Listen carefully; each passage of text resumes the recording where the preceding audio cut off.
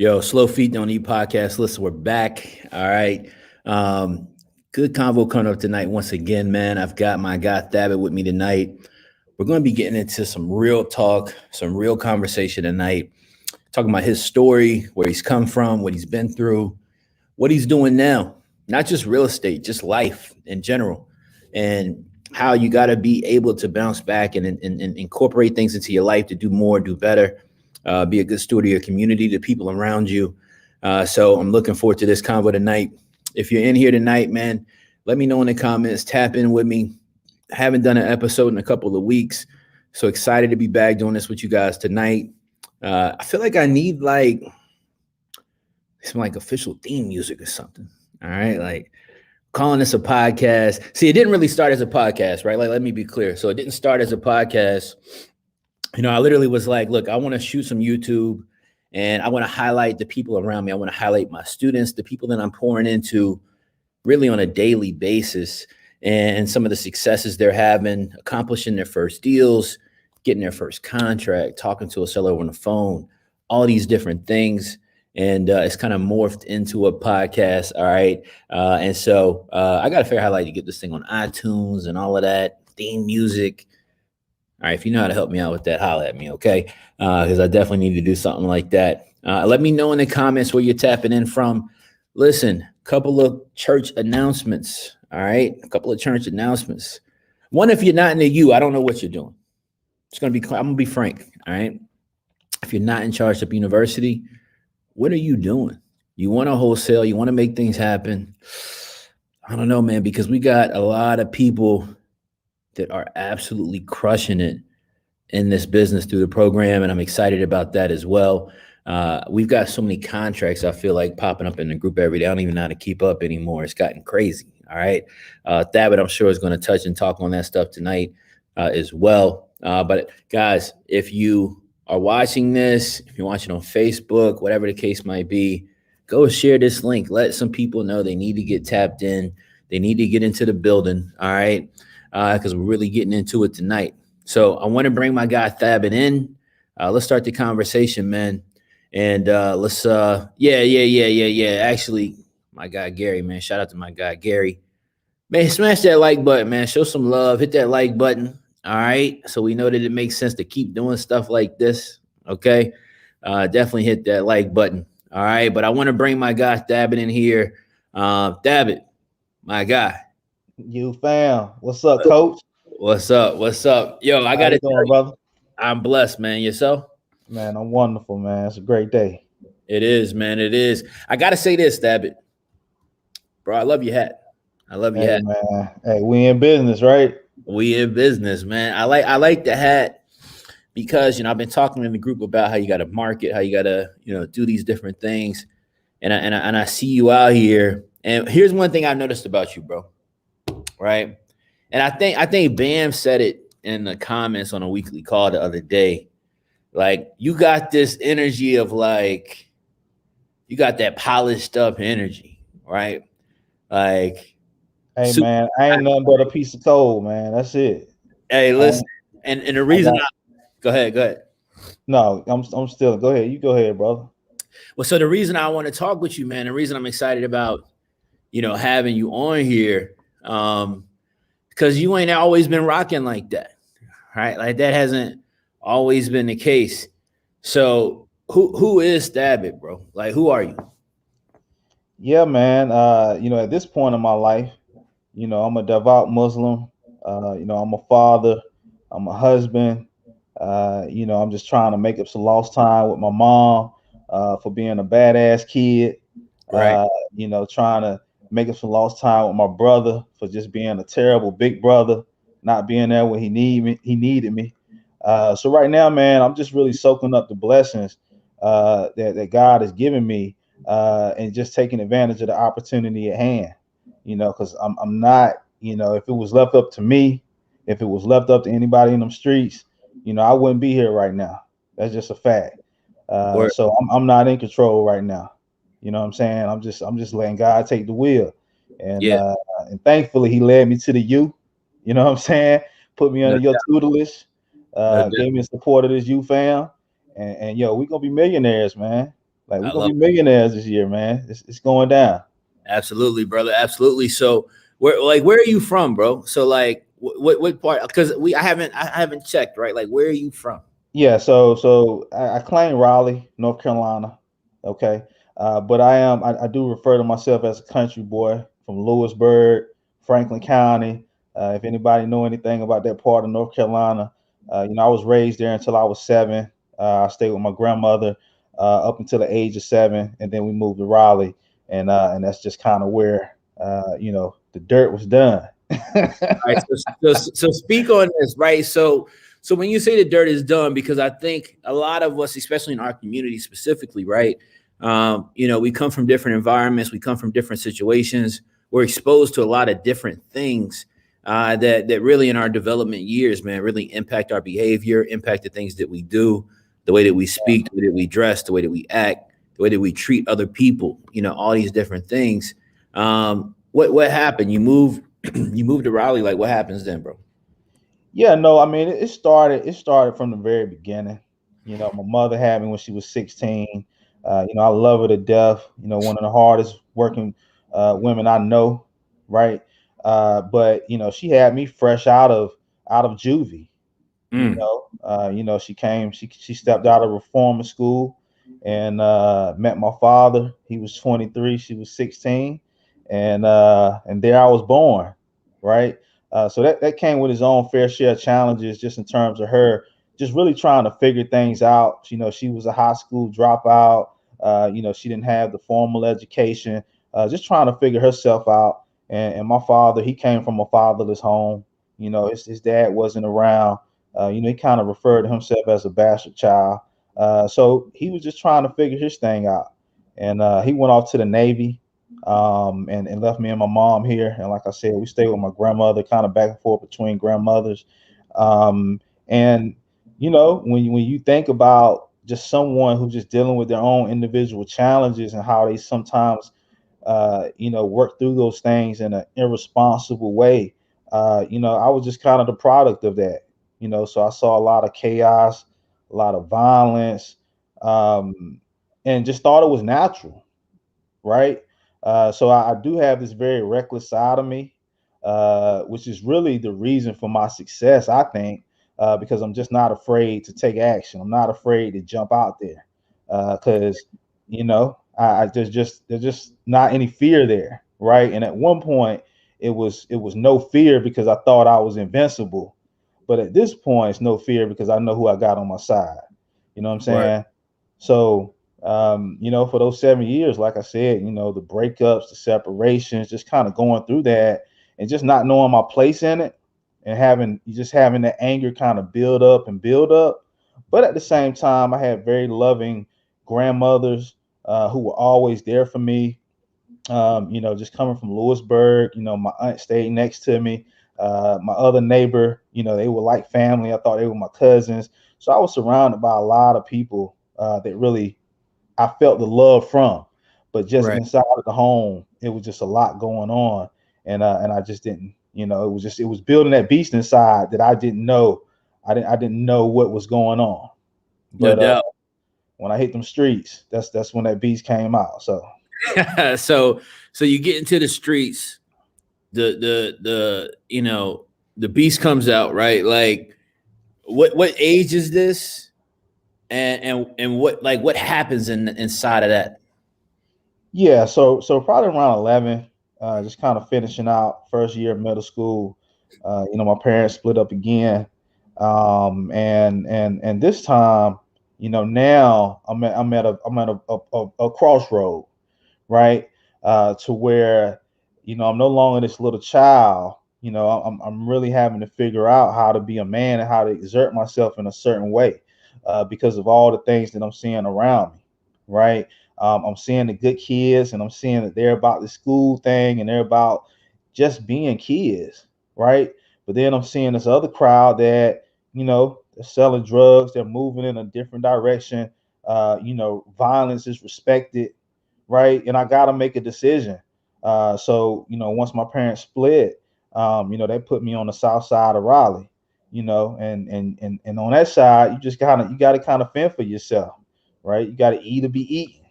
Word. Um, so just having, a family that, we never laid down for nobody. I knew I wasn't gonna lay down.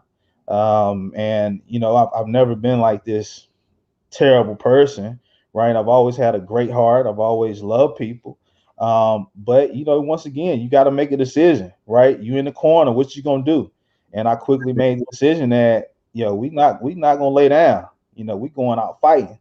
And then that what that develops is you condition yourself to overcompensate for the fact that nobody's gonna try you, nobody's gonna take advantage of you. If anybody's gonna have the upper hand, you're gonna have it. So you just go after it, right? Whatever that looks like, you just go after it, you get it done. Yeah. And that's just the path I went down. So when I decided, and that was probably at the age of 12, I decided that it's going to be a life of violence. It's going to be a life of crime. That's just what it's going to be. Once I decided to do that and committed to it, it was kind of no looking back. So you get locked in, on the street life, right? Like being a street cat, doing street shit, because like that's what you knew, that's what you saw, that's what you understood. And I feel you, right? Like you got to that fork in the road, you had to make a decision, right? Am I going to lay down? Am I going to stand up on my own 2 feet and fight?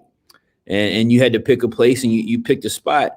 But that wasn't in hindsight, right? What was that in hindsight, right? So like, what did that lead to? Where did that end you up? And what's your reflection, I guess, really honestly on that in hindsight? Because I think a lot of people can identify with that are watching this. They come from similar circumstances or background.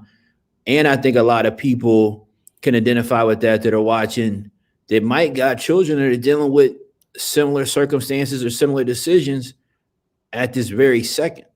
What's your overall thought on that, and where did that kind of story lead once you chose to go down that particular road? Yeah, and let me just back up just a little bit. Yeah, please. I don't want to skew the story, right? Like I love my parents. They were phenomenal. I would say that when you think about generations, and I know you talk a lot about this, right? Where we come from, right? They definitely took a step forward from where they come from, right? Like I said, my father, he didn't have a father actively in his life. His father stayed in New Jersey. So he made the decision that, what, no matter if this was my decision, the fact that I'm now bringing another man into this world, I'm gonna stand here in this relationship, right? Right. And that was his fair share of turbulence. There was a lot of turbulence going on, but he always came back, and he never stopped letting me know that he loved me. He was there for me, right? But in the midst of that, what I did lack was stability. And once again, if you're put out, in the middle of the ocean, you're gonna see you got to sink or swim. Just You wanted know, to. yeah, there's nobody there, ain't nobody giving you a paddle, so you just got to do what you got to do. So I just decided to stand up. Um, so just in hindsight, Dabbit, you mind if I say something on that real quick, bro? That's sure, deep. yeah, Um, like this is something I talk about a lot, and it's really important, right? Um, like, I've been through stuff with my parents, like different situations, and whatever the case might be too. And one thing I had to kind of understand and grow into was that the reality in the African American community, us, all right, is that my parents were born in the 50s, right?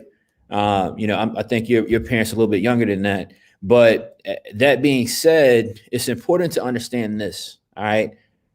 For our parents, our generation, our age group, our parents in the African American community had the first real shot at anything, all right? First real shot at anything. Okay. And what I mean when I say that, I'm talking about a decent job, not a good job. I'm talking about a decent job. All right. They had the first shot in our history at a decent job, trying to obtain home ownership, trying to just figure different things out. And the problem with that, the difficulty in that, there's beauty in that, but the difficulty in that is you don't know what to do. You have no clue what to do. And so a lot of our parents just had to fight and figure it out. And we can all sit back in hindsight and say they didn't make the right decisions, they didn't do this, they didn't do that. Maybe so. But they didn't know what to do. They just did what they could. They did what they could figure out.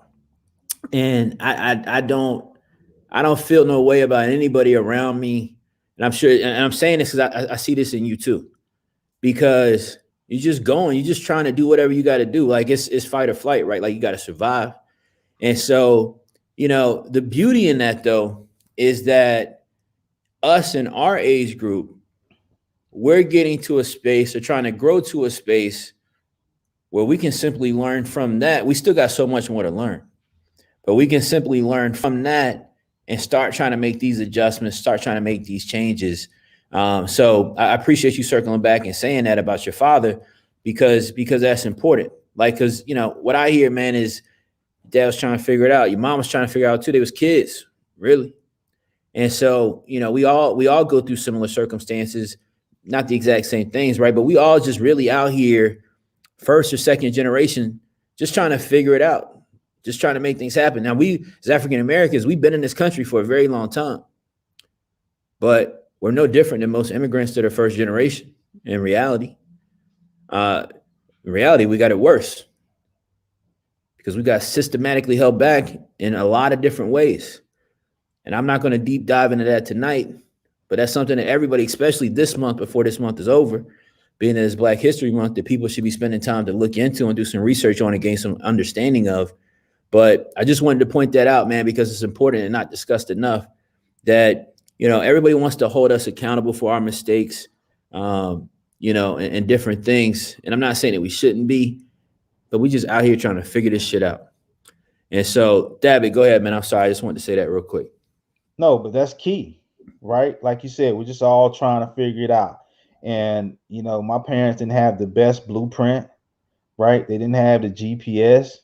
And that's why it's important that when we talk about what led up to the incarceration, right? Yeah. It really just began with a decision, okay? And that decision, like I said, was made at 11, 12 years old.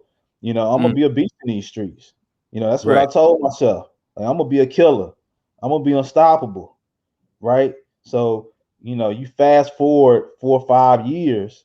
Now I'm sitting in prison, facing 2 counts of first-degree murder, because I gotten in too deep, because I'd made a decision that this was the route my life was going to go, and it was a self-fulfilling prophecy. It happened, right? Right.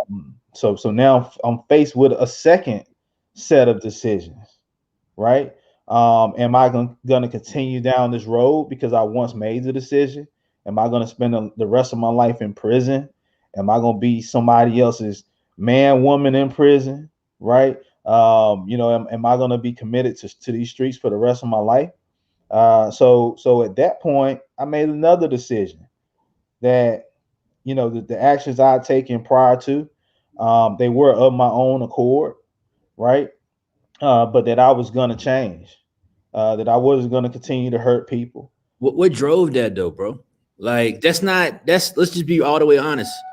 That ain't no like regular decision, bro. Like that what I need to know, like, where did that come from? Because that's the path, that's the path less taken. So what made you make that decision at that particular moment, bro? Yeah, and that's a good question, right? The only way I can explain it is just how it happened. Like I killed two people that still deserve to be here. Like they're no longer here. And when I'm sitting in that room by myself on that hard bed, on those cement floors, surrounded by those cement blocks, all I could think about was the fact that I'm still here, right? In that situation, I could have been dead, but I'm still here and they're not.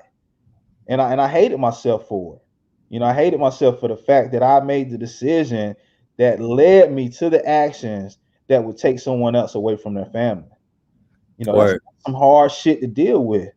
You Word. know, So it's kids out here and it's adults out here. I'm not an advocate of carrying guns and stuff, right? And I'm not against anyone who does. But whether you're in these streets or whether you're a tax-paying citizen and you make a decision to have a gun in your hand that may lead to the death of someone else, you might have to sit in that same room one day and ask yourself, was that the right decision to take somebody else's life away? Right? So me asking myself that question, even though my life was in jeopardy, even though I may have had a right to do it, the fact was somebody that God created is no longer here. Right. And I'm responsible for that. So is that something that I'll continue to do? Right? And if I'm placed in a situation where I gotta do it, then so be it. But I'm praying that I'm never in a situation again to where I have to make such a decision.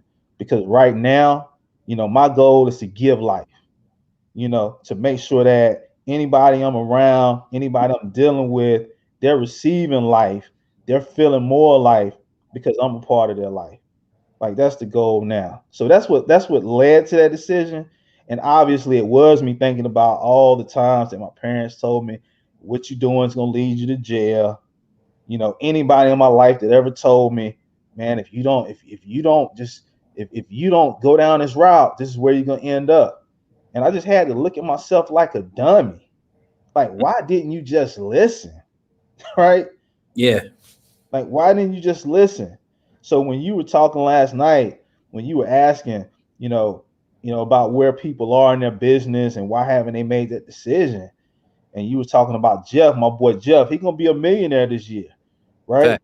Yeah. And he gonna be a millionaire because he listened to you. I'm telling myself, like, I don't care. Like, Chris is Chris. I've never hung out with Chris. We ain't spent no time together. But bro, taking his time to give us the knowledge, the information we need, I'll be stupid not to listen to him because he's in the place that I want to be in. You're in the place that I want to be in. So I'll be stupid not to listen to you. So that's what led to the change.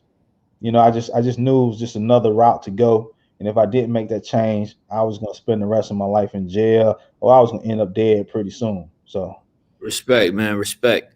I appreciate that, man. Man, that's heavy. So like, you end up being incarcerated for 8.5 years, right? What year did you get out? yeah, so I got out in 2006. I was incarcerated in 1998. I spent a year in the county jail, and the funny thing is, I had a co-defendant, and my co-defendant actually took the stand against me. I didn't provide a testimony or anything like that. He took the stand against me. So that really demonstrated to me that your circle is extremely important, right? The people you surround yourself with is extremely important. So you just can't let anybody in your circle, right? Even the folks that tell you, like, I'm your brother, like, it's ride or die, like, I got you, bro. You know what I'm saying? Like, he sat on that stand and he pointed his finger at me, and he didn't have to, right? That was a decision he made. But from that point moving forward, I committed myself to aligning my energy with people who had the same energy, and it was going to be positive because I knew that's the direction I had to go. That was just the ultimate confirmation. Word. Respect, man. I'm gonna make a comment on that. I I think we all go through this, right? Like, I remember growing up, hanging out with people I ain't need to be hanging out with, doing some stuff I ain't need to be doing, and my mom having some conversations with me as well. And I remember she used to always say, "These people ain't your friends." I would fight and argue with my mother, man. Mom, no, don't. I'm talking about fight and argue to defend people. That's my boy, this, that, and the third. Yeah. Some cats that I honestly was ready to go to the end of the earth for. And she would tell me all the time, bro. Just telling you, CJ, they ain't your friends. But you're gonna figure it out. You're gonna find it out.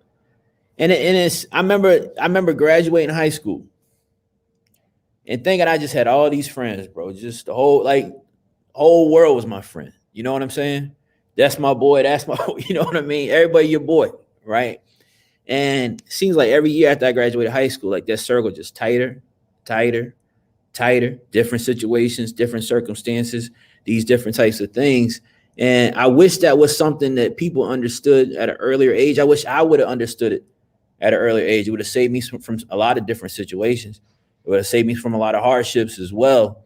But that's really important, man. You're touching on the gym right now about, you know, and that's why I talk so much to y'all as students about the people we surrounding ourselves with, because one, you will become the company you keep. That's not a saying. That's the truth. That is what that is. That's why I talk to y'all about subconscious minds and understanding your mindset and really getting tapped in and understanding who you are, why you are the way that you are, and doing a lot of real self-work. Because we all, it's like when we growing up and we all like hiding from something and we trying to morph ourselves into other people.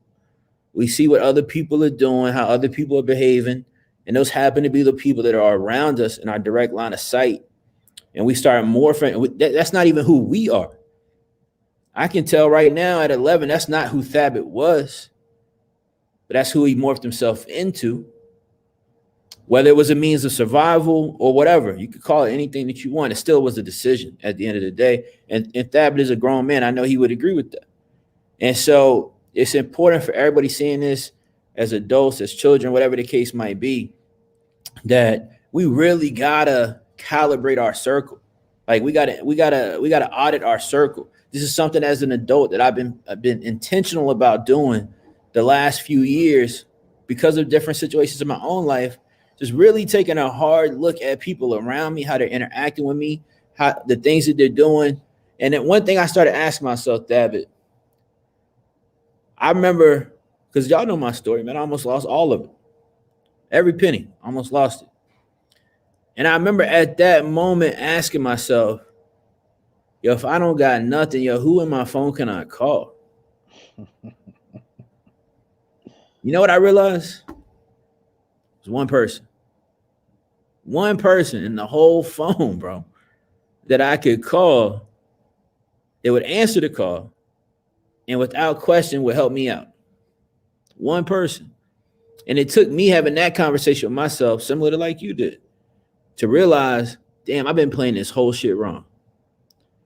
I've been out here doing everything I can for other people, morphing into other people, doing this, doing that. They wouldn't do nothing for me. And I had to change my energy, change my focus, and I respect that a lot about you, my brother. So you're on this journey, 8.5 years incarcerated. That's not no game. That's time, right? It's real time. You missed a lot of stuff, I'm sure. You know, you mentioned your mother, you mentioned your brother, you know, not being able to be a big brother than him the way that you wanted to be, or spend a certain amount of time or quality time with your mother. Thankfully, she's a young woman, man, so you got plenty of time to still spend with her, right? Sure. You make this decision to change and adjust your life and what you're doing while you're incarcerated, and I respect that. Let's talk about getting out. You said you got out in 2006. Yeah. So this is how you strike me, all right? I feel like we just talking to each other and people watching, but like this is what you do, man. This is how you strike me from day one. By the way, I just want to be very clear about this. I'm like, yo, this is a very put together brother. Like I'm like this. He got like that corporate vibe. Like this cat. Like he doing everything the right way. He's saying the right things. It's dope to see where that comes from, because that tells me you've been on a journey. You've learned on that journey. You've implemented on that journey. You've adjusted based on life experiences. And I can tell your heart is pure because I can tell you've been through a lot of shit. And I can tell based on how you interact with other students, how you interact with me. I see you supporting myself, supporting other students in the group on 10. I'm talking about on 10. And maybe it's intentional. I think it's just who you are.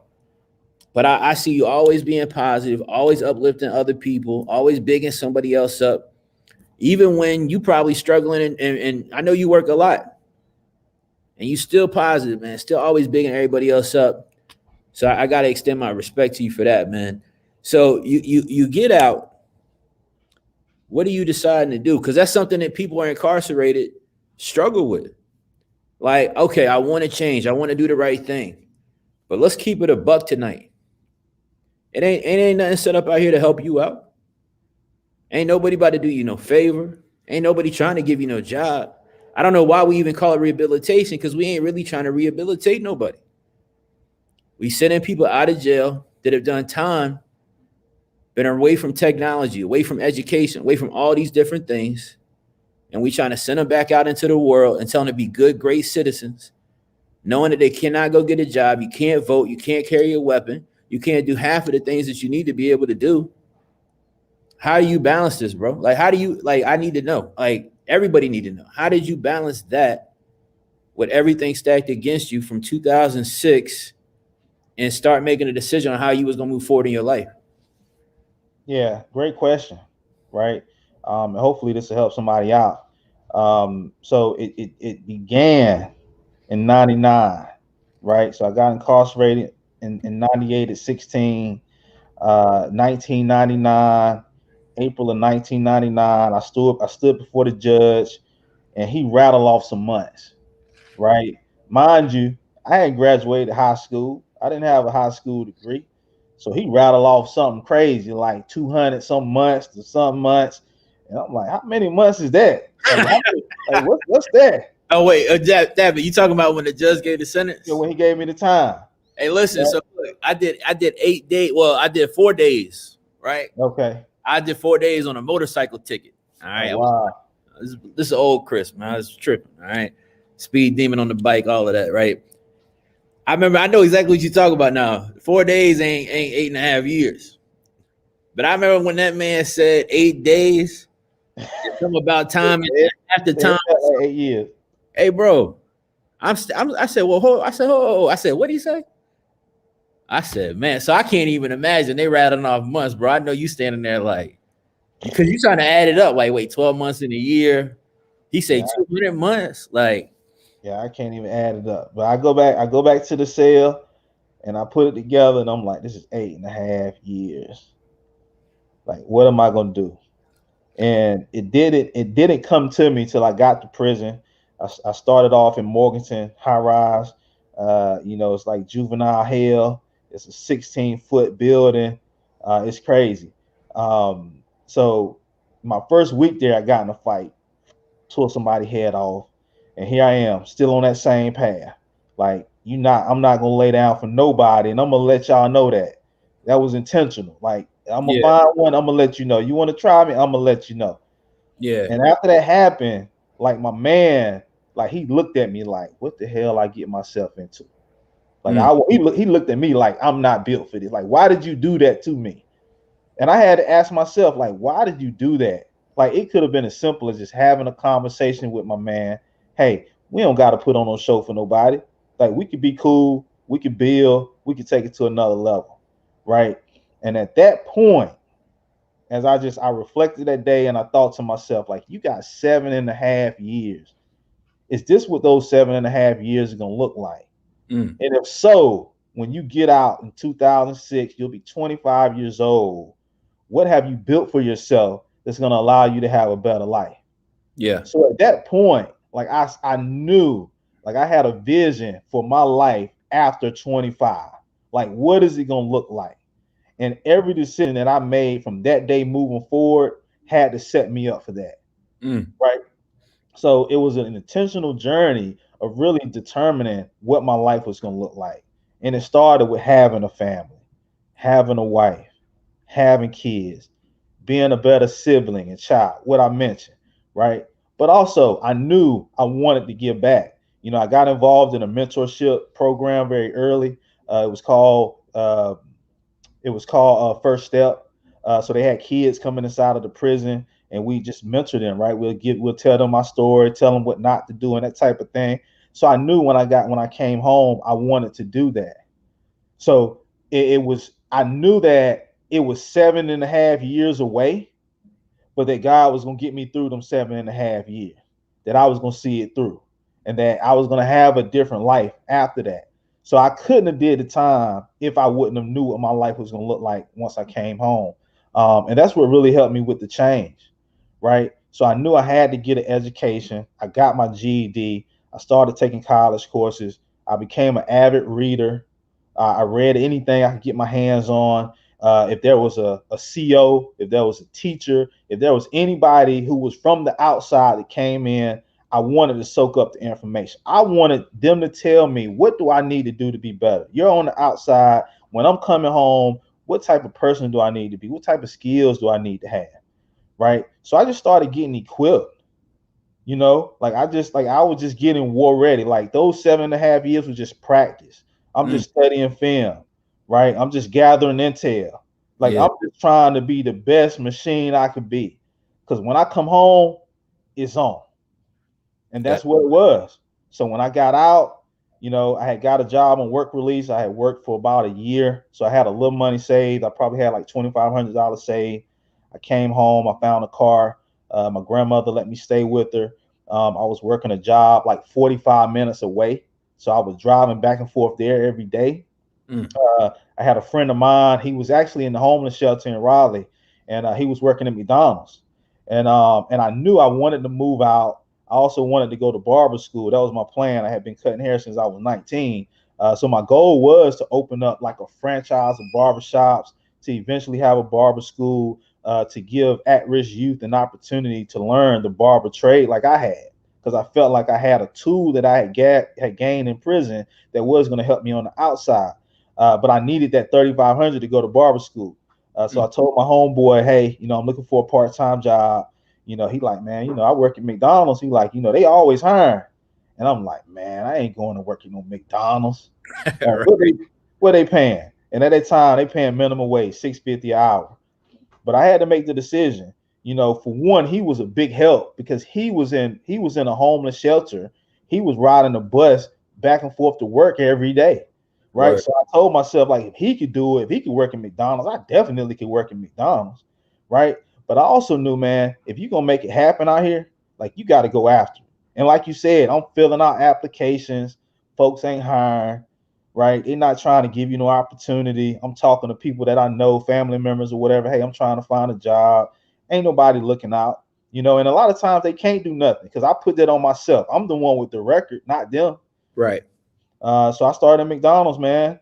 And, when a management opportunity arose, I kind of had to ask myself, opportunities don't arise every day. Right. So it don't matter how big or small, how much value you place on an opportunity. It's still an opportunity nonetheless. And opportunities just don't come every day. So you take advantage of that opportunity and you use it as a catapult into whatever that next opportunity is. And that's just kind of what happened. I just kind of kept moving up. My family continued to grow. And God's just kind of been good to me, man. And that just really helped me stay on that journey of positivity, and just being productive for, these last, at this point, it's been 14 years. So. Respect. I think something important about what you said was that decision on taking that job at McDonald's, right?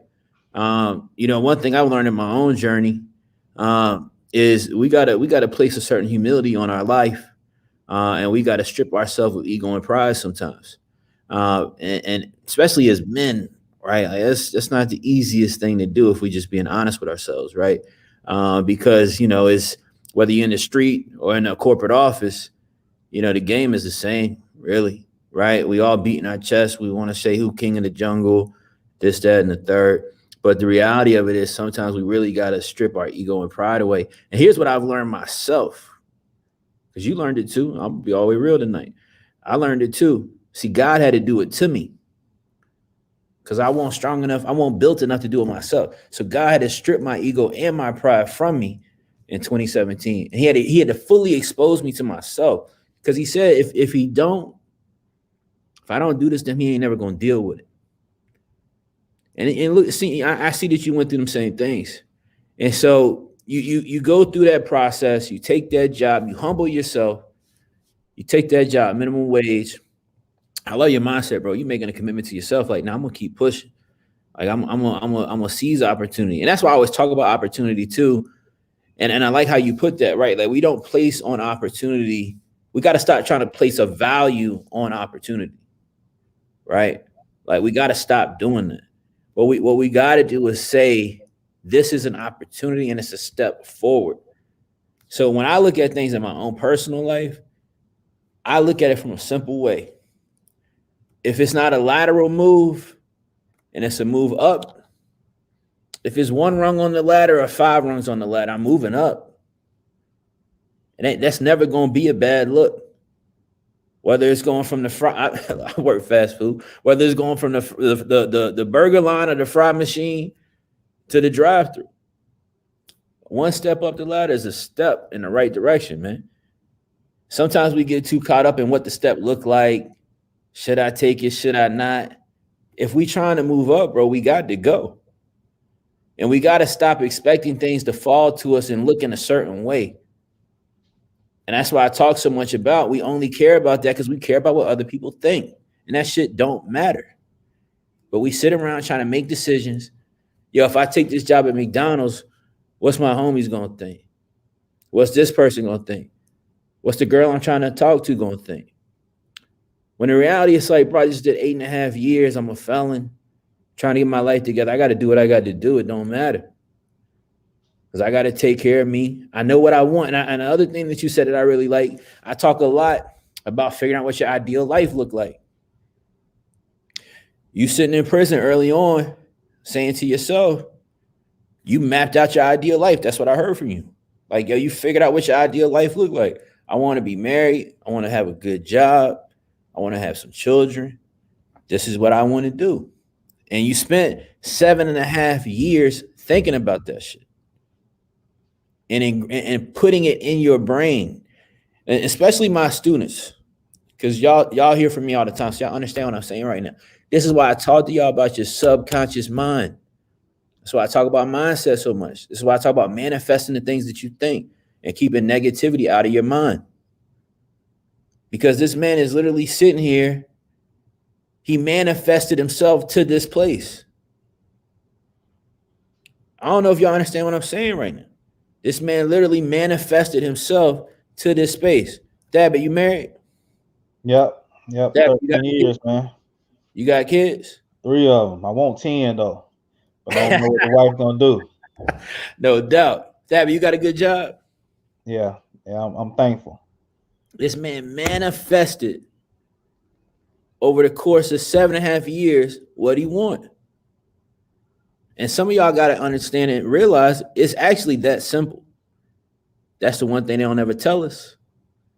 But it's actually that simple, because what we think and what we place in our subconscious, we will attract to ourselves every time. Every time. Yeah. John Allen, As a Man Thinketh. That was the most powerful book I could have ever read. Speak on that. Yeah, man. That was at 16. As a Man Thinketh, Think and Grow Rich, the biography of Malcolm X. Those were powerful books that let me know that it just started with a decision. Like, it started in your mind. And once you think a thing, the universe starts moving. It's just as simple as that.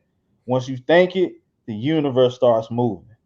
And that's positive or that's negative, right? Yep. It's never stagnant.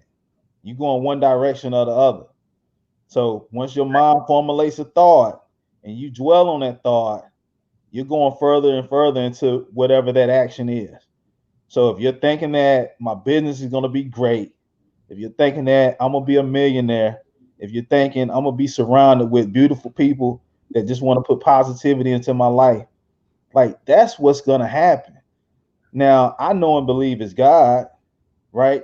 I know that's not the choice for everyone. But once again, like you said, things manifest themselves. So you can call it whatever you want to call it. As you think, if so will happen. So it starts with a decision. Yeah. Respect, bro. So tell me this, right? So you get things moving. You meet your beautiful wife, start having children. You start executing, right? You start executing. When did you start speaking to people in the community, talking to the youth? Like, tell me about that. Yeah, so that definitely came a little bit after. I would say about 5 years in.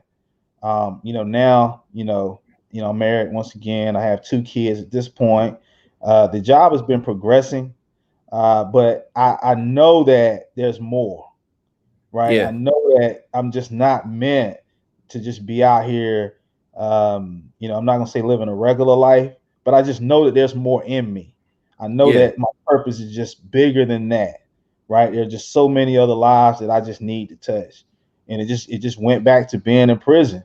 Like God, like you said, God had to strip away everything in me to allow me to see who I was and what I was built for. So just being at the bottom, that's why a lot of people can't make that decision because they've never been at the bottom. I mean, when Mm. you're at the bottom, like you said, you really see who's with you and who's not with you, right? Facts. And you'll see people flee. You'll look around and there'll be nobody there. So you either gonna die and rot or you're gonna build yourself back up because that's all you got, right? Yeah. So just being in that position to know, like you said, I'm not great. I definitely wasn't great then, but to know I dug myself up out of that grave of alcoholism, of drug abuse, of being concerned with what other people thought, of not being able to take care of myself, of not being responsible. Like God has pulled me out of that. He can pull me out of anything. And the fact that I'm still here, like I gotta be destined for so much more. Oh Like yeah. that was just the prevailing thought. Like there's just so much more. And for me, it was like you're here to help other people. So, I started digging into YouTube, right? And I came across a guy, Eric Thomas, and this was Yeah. probably back in, I don't know, 2013 or 2012, somewhere around there. Yeah. Um, and I said, wow, this guy's doing the exact same thing that I pretty much done throughout prison, right? He's motivating people, telling them that, they can be more than what they're doing. And I told myself, I want to do that for these kids. I want to do that for the young Thaabit that's out there. He's just living reckless. He's not knowing that he's going to have a life beyond 16, 17, 18. That once he survives all that crazy stuff, he's still going to be here and he's going to have to deal with that, right? So I sought ways to start spreading that message. And the crazy thing that happened was I met a guy in just a McDonald's, right? It's funny. It was in a McDonald's. And we just started talking. And I told him what I wanted to do. He told me he could connect some people. He had some people that were doing that he could connect me with, just give him a call and we could discuss it from there, right? So I gave the guy a call and come to find out he was in multi-level marketing. He was a part of Amway. And he connected what he was doing to my passion, which was helping people, right? But what he also did was um, illustrated to me a way that not only could I help fulfill my passion, but I could also make money, right? Right. Which obviously, if you're working a job, the goal is to make money. Yeah. So I said I could kind of kill two birds with one stone. So I really just kind of went all in with that. And that was kind of the second time in my life or third time in my life where I just gone all in. Because like Word. I said, when I made that decision to live a life of crime, like I went all in. And when Yeah. I made the decision to change my life and do something positive, I went all in. And now that I have a decision to make concerning my financial future, I'm going to go all in. So I gave 3 years of my life to Amway, to multi-level marketing, being broke, meeting people in malls, meeting Yeah. people from everywhere, and asking them, "Are you looking for an opportunity?" Word. Right? And it wasn't as successful for me as I would have hoped, but I had given it my all, right? And I came to a place to where I said, I can't sacrifice the amount of time and the amount of money that I'm sacrificing because financially it's always been a struggle. I really, and I'm still kind of in a struggling place, but it wasn't until as of maybe last year that I'm able to pay my bills on time, right? Word. That's a fact. Yeah. Like I don't have like I can pay my bills on time now. I ain't got to worry about nobody calling me about no late bills. This was just last year, Word. right? Um, so being in that position, it really taught me that okay, once again, like it's just a decision. So I stepped away from that, and I had a passion to write, to be an author, to write a book. Yeah. So I pursued that path. But at the same time, I also decided that I did want to pursue a college education. So I started pursuing a software system engineering degree. And this was back in 2018, All right. 2017. So I juggled both of those things because I knew how I was built. I knew what God had got me through, and going through that whole Amway thing. Like I knew, like time on a factor. Like if I gotta make an investment, I'm gonna make the investment without a question, right? So I split all my time between working, managing like a $4 million restaurant, writing this book that I desperately wanted to write, and also pursuing this college degree. And the college degree was just to say, like, I did it, and also to let other people know that you can do it. But what I found in that process was, once again, school just isn't for me. It was kind of boring. I was making good grades, but it was boring. And I wanted to go all in into speaking and mentoring the youth. But I had this job thing to deal with, right? And being in fast food ain't easy at all. And having to divide your time and create a somewhat of a balance between that and family wasn't easy. So that's where things started to take a turn with real estate. Word. So I gotta know, bro. This is a beautiful, man. And I love hearing this from you because it's allowing me to self-identify with some stuff that I done had to deal with and go through. And something special you said, and I feel like sometimes people don't really understand it, but I can say it from I've been there, man. It's rock bottom, so beautiful, man. Everybody's so scared of it. Everybody running from that shit every day, fearing it, hoping it don't happen, doing this and doing that. It's the most beautiful place I've been in my life. I'm telling you right now, it's the most beautiful place I've ever been in my life. It let me figure everything out. It let me figure everything out. And see, what I realized at that moment was I've avoided this place my whole life.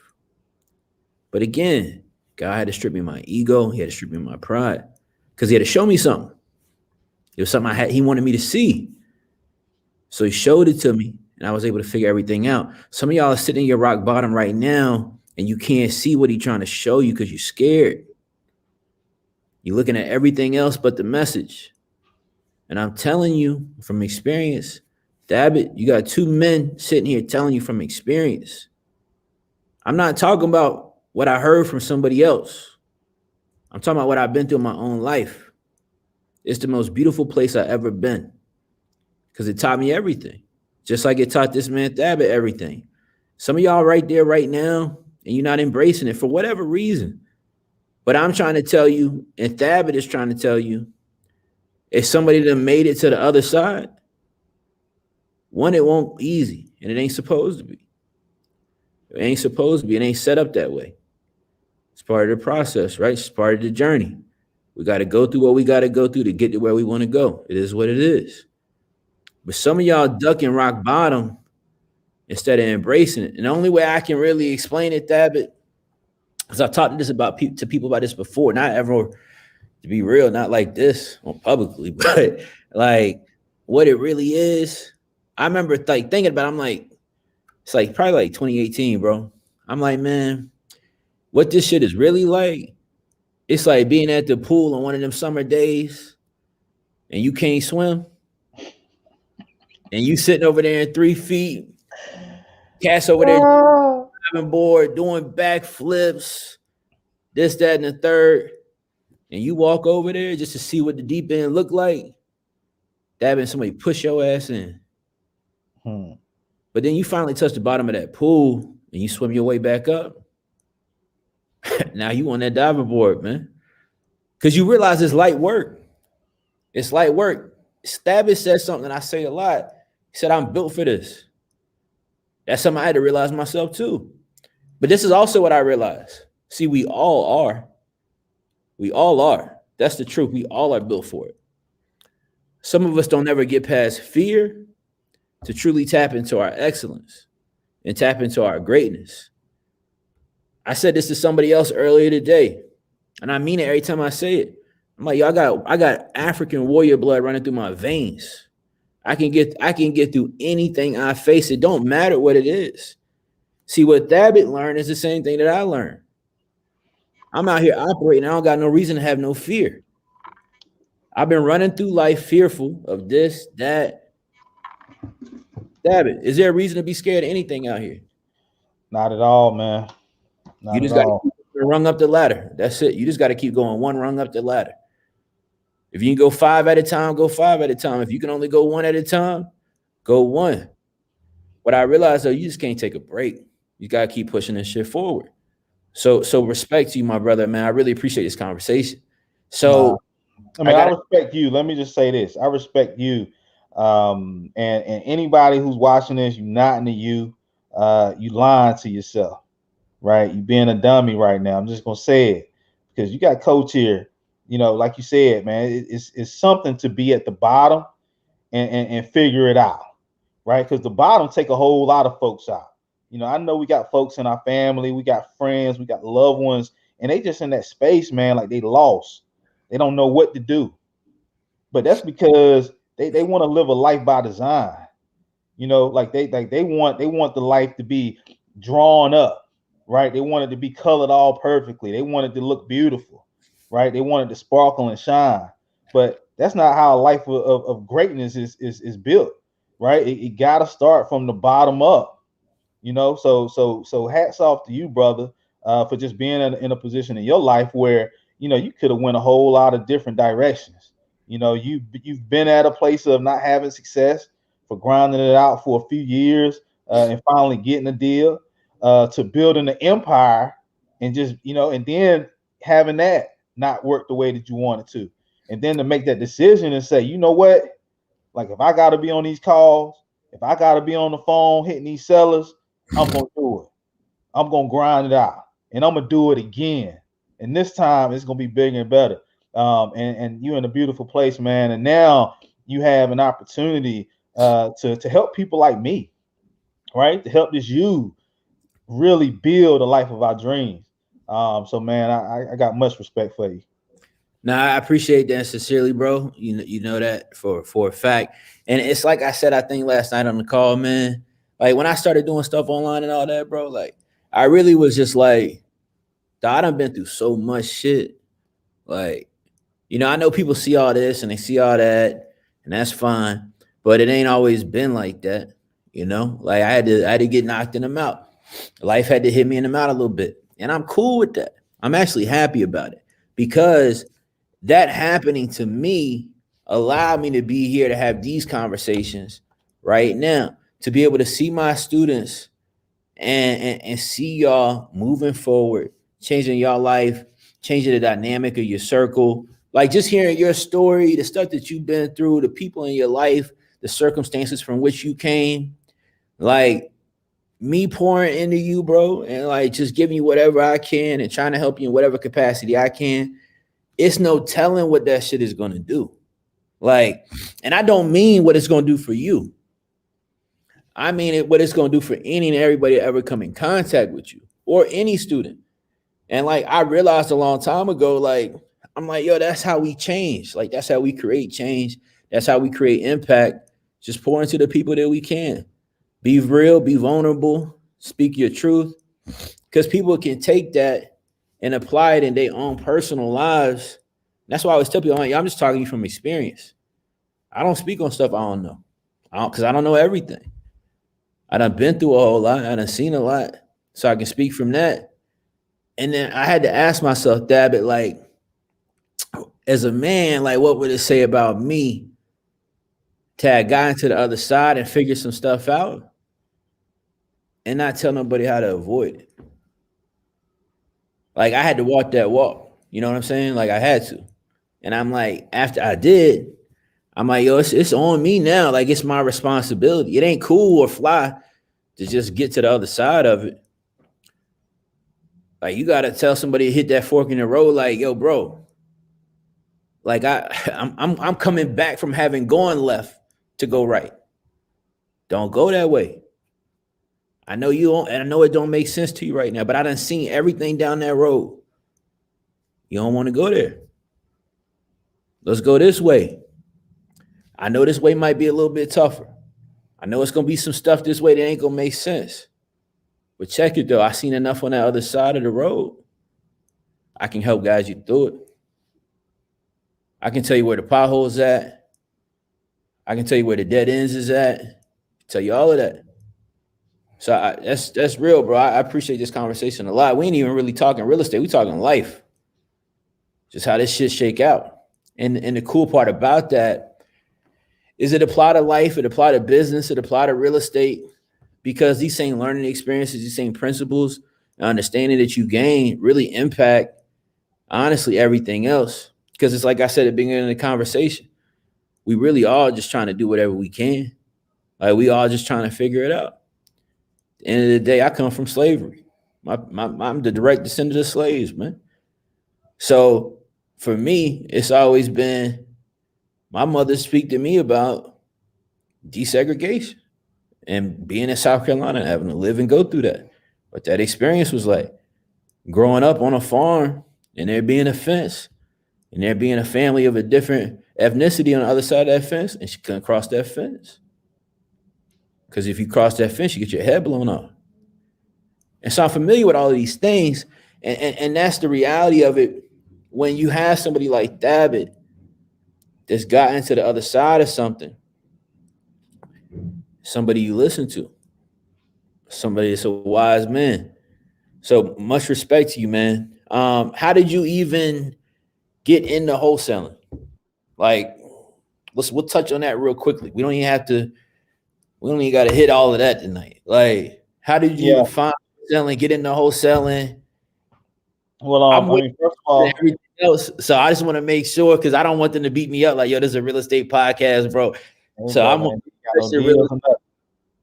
no doubt.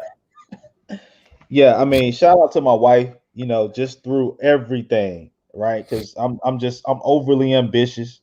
When you talk about that pool, I learned how to swim by just jumping into the deep end, seeing everybody have fun. They playing Marco Polo. They doing all that, and I'm in them 3 feet, like I'm in 3 feet, like just looking, heated.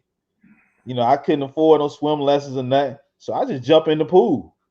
You know what I'm saying? I ain't know that end was deep though. So when I hit the bottom, I'm grabbing feet, I'm grabbing feeties and everything, trying to pull up. No doubt, bro. And I get up out of there, and I'm like, like I'm out. And then I jump in that joker again about a week later. I'm like, I'm gonna figure out how to swim. So I finally figure out how to swim. So I'm just overly ambitious like that, and just through everything I've tried, my wife has been there. She's been very supportive of me, right? And I've tried so much, right? Bro, how you even hear about it though? You said what? How you even hear about wholesaling though? Yeah, so I'm in Amway. I'm going hard, and like I said, my brother now, we're locked. How far apart are y'all in age? 5 years. Word. Yeah, so he's my younger brother, but he's my bigger brother though. So therefore he think he older than me because he bigger than me. No doubt. Yeah, so I'm going hard in Amway, and he finds out about real estate, right? He starts talking to me about that. And now he's going to the seminars.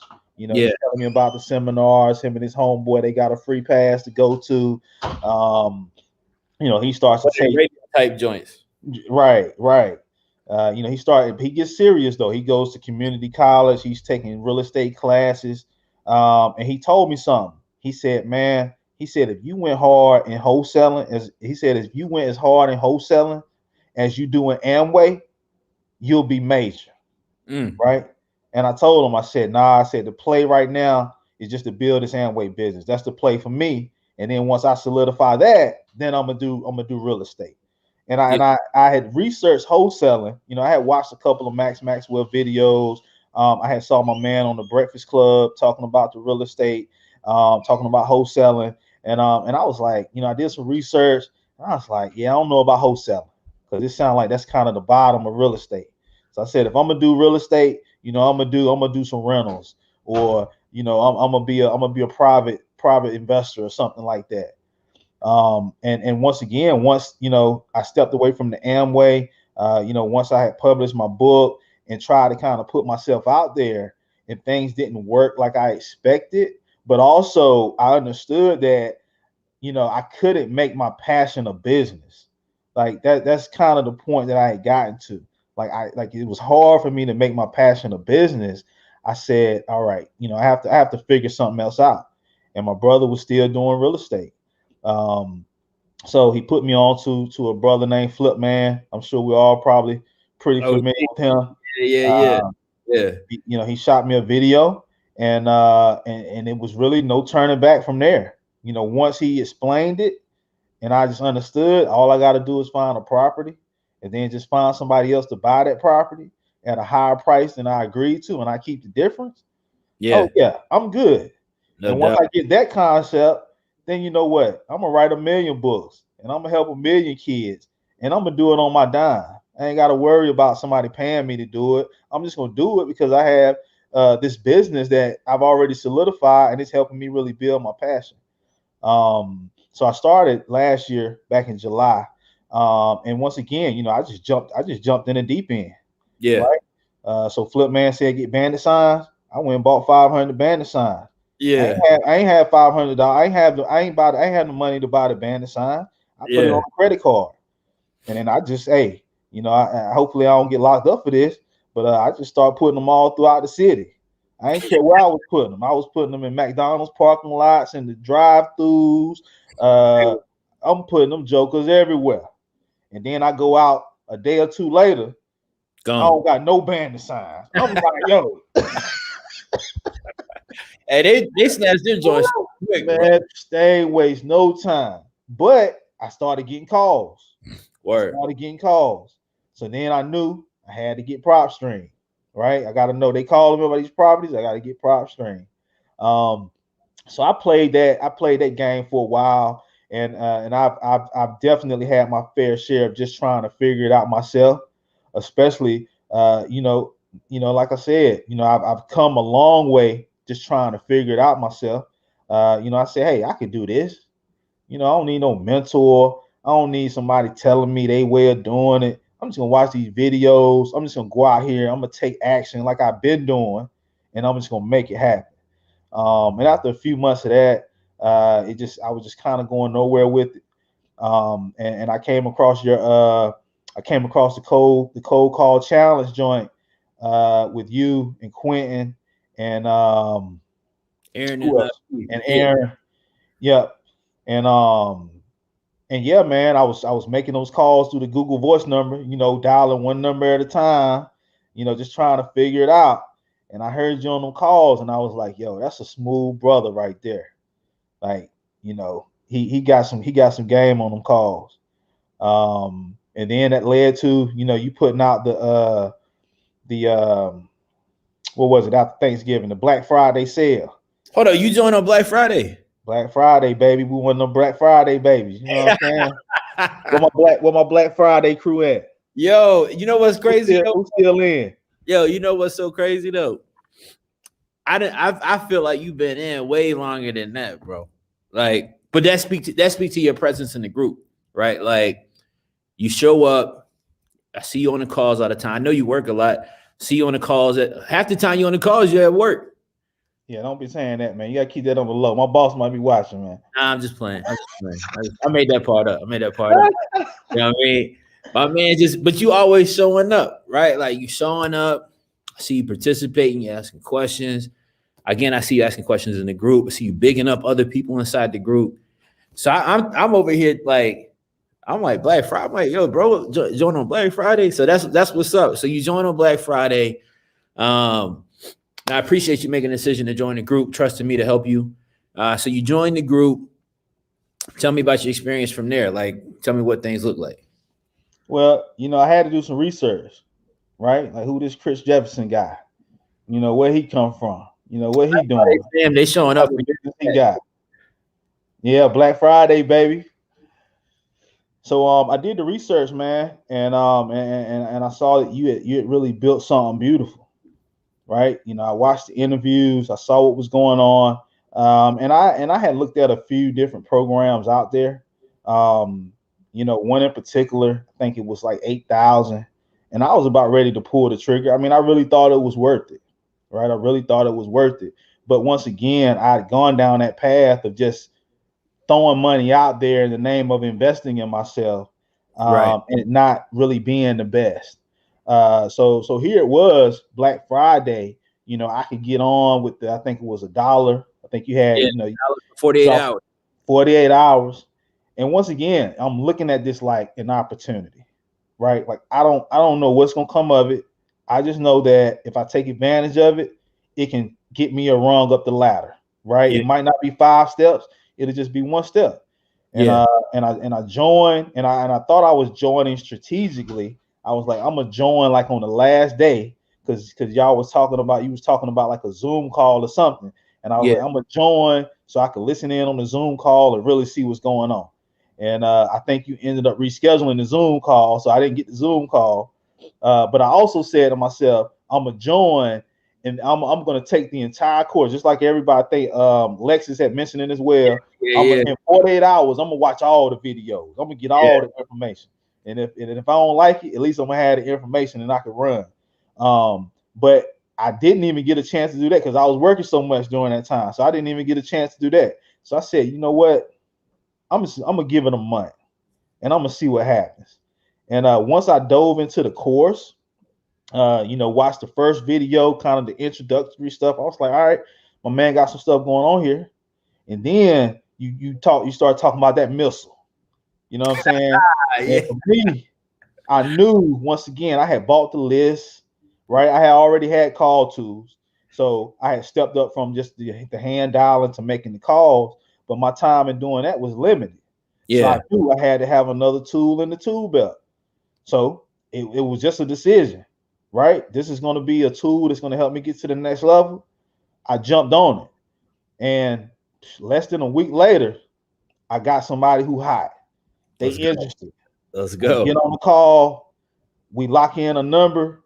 Time to go. Took the contract to the property, and I don't even know that I had gone beyond that. You know, I probably watched a couple more videos beyond that, but I Yeah. hadn't got to the offers yet. I hadn't got to the cash buyers. I hadn't gotten to any of that yet. Took it over to the property. I wasn't 100% sure about it, but I knew it was a good area. So she signed the contract, and in less than, like I said, 7 days, I had my first contract, and I could have had other contracts signed, but I never felt good about any of the deals. It always seemed like I was getting them at retail. I was definitely getting them above what I could probably sell it for. But it was the first time where I was like, even though the numbers might be tight, Yeah. like I think we could work it. And really, I'm just gonna be honest. It was the support of the you, because every step of the way, I threw the question out there. I was on a Zoom call, like, hey coach, this is what I got. Yeah. And Yeah. when I you remember told me, I remember. I asked you, I threw it in the chat, and you was like, yeah, I think you can move this one. I think you can move this one. And I was like, that's all I need right there. No doubt. No doubt, man. So you closed your first deal, brother. Salute. You know, come a long way from 11, man. For sure. How'd that feel? Man, it just felt like sky's the limit, man. You had mentioned at one point, you was like, man, like you got a story to tell. Yeah. And I was like, nah, this is the beginning of the story right here, man. Because this Mm. was the first time outside of hustling, selling drugs, where I felt like I could just go out there and get it. Yeah, I done made this legal money. Yeah, I done got this job, and I done moved up, and I'm in a different position and all that stuff. But it's still a check. It's still based on the hours I'm putting in, somebody signing it on the other side. This was the first time when I really went out there and I got that check. I Yeah. got that bag. And that just let me know, man, with you, like it's plenty more bags to get. Oh And yeah. there's No, plenty of them. hey, listen, you know the vibes, bro. All right. We running this shit up. You Oh yeah, understand? all the way. If listen, everybody ain't my student, you don't gotta be. See, I'm not one of them coaches. I don't, I rock with my folks. You know what I mean? I do free content, I do stuff like this. I give value where I can give value, but my heart with my students, man. I try to give y'all everything. I think we rocked last night, 6 to like 9:30. Yep. You know what I'm saying? Like, and I don't mind doing that because, like I said, bro, look, I done went left. You feel me? I done seen everything down that road. And I told myself, I gotta make sure that nobody else go down here, man. because it ain't easy. And it's like I said to somebody earlier today, it's not easy. And I said this in a conversation to somebody else earlier. I said it had to be me that had to deal with those things and go down that path, because somebody else would have folded up. Somebody else wouldn't have been able to get back to the fork in the road and tell everybody else go right. And so I had to go through those things, and I'm cool with that. For a while, I wasn't. I'm sure you won't either. You deal with embarrassment. You deal with different things. You know, you beat yourself up. Should have did this, should have did that. But I figured out, sure you did as well, like it ain't no do-over. Like, you get one good shot. That's it. It's not a do-over. If we climbing the ladder, I don't need to start over. I need to pause for a second. I need to keep moving my feet. I need to use my legs. I need to use my arms. I got to do what I need to do, one rung at a time. So hats off to you, man. Like, this conversation been dope, bro. Like, dope. And it's going to help people. It's going to motivate and inspire people and really, really show people that the obstacles we face in life, I'm not going to call them excuses, but it's stuff that we can get through. And it's a lot of people, Thaabit, that's dealing with different things, going through different processes right now, death in their family, loss of employment, getting COVID, all these different things. But one way or another, we just got to keep moving up that ladder, man. That's what we got to do. And the reason I like the U so much, and I don't say this because it's my program, the reason I like the U so much is I'm thankful and happy that I created a community aspect to the group, because that was something I struggled with when I was putting it together, whether to just being real, like, yo, just sell the course, one hit, you know, all good. And I'm like, nah, I got to be for people what I needed somebody to be for me. And so what I really need to do is create an environment, create a community of culture, of accountability, of people being willing to uplift each other. If you see somebody slipping down that ladder, we got to put a hand back. We all on the same ladder. That's the reality. Some of us are more higher than others, and that's fine. But the beauty in some of us being higher than others and lower than others is we all in arm's reach of each other. We can grab each other and pull each other up. Somebody need a break, grab my hand, yo, take a break. But I got to lead by example. We got to get back to it. We got to keep moving up this thing, because I'm not at the top. Please don't look at me and think I'm at the top, because that's certainly not the case. I'm just a little bit further ahead than some other people. So everybody behind me, I got one arm, I'm trying to grab them.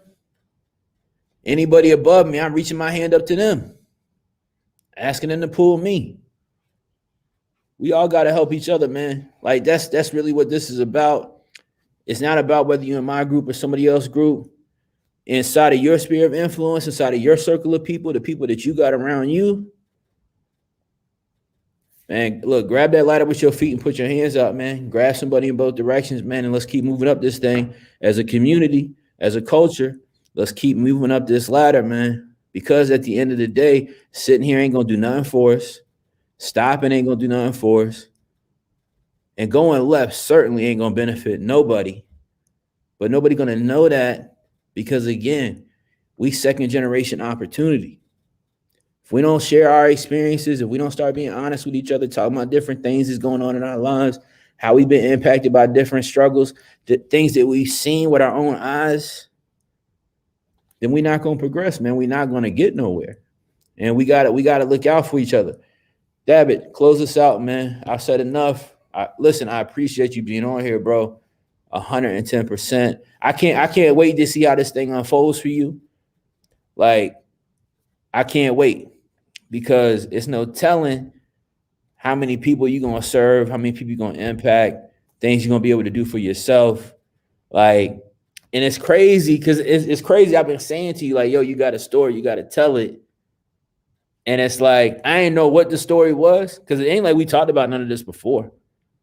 Like, I didn't know what the story was. I just seen it. I just said, man, this man got something he got to say.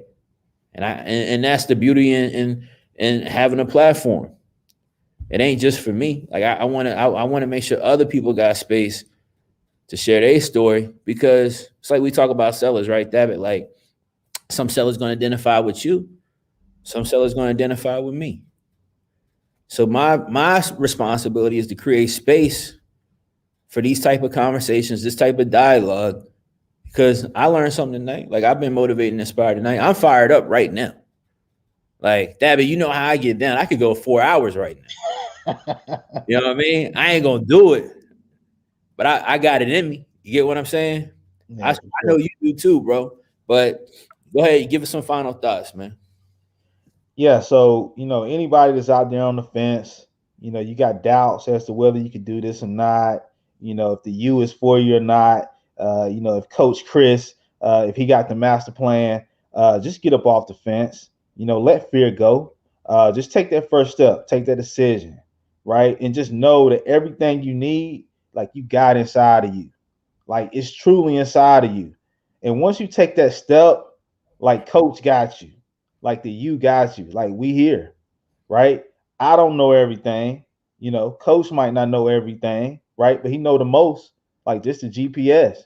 So once you get down, you'll get everything you need. And it just began with that initial decision and just knowing that you got everything that you could do to make it happen. And then just backing that with action. Like you got to take action every single day. That's the equalizer, right? If you're not taking action, you're not moving forward. So, I mean, I'm excited. I'm excited about being a part of this community. Once again, I wouldn't have got my first deal without it. I'm dealing with something that I'm pretty excited about now. I'm getting with a seller tomorrow. This might be a whole nother course in my business that's going to get me to the next level. But it wouldn't happen without the you.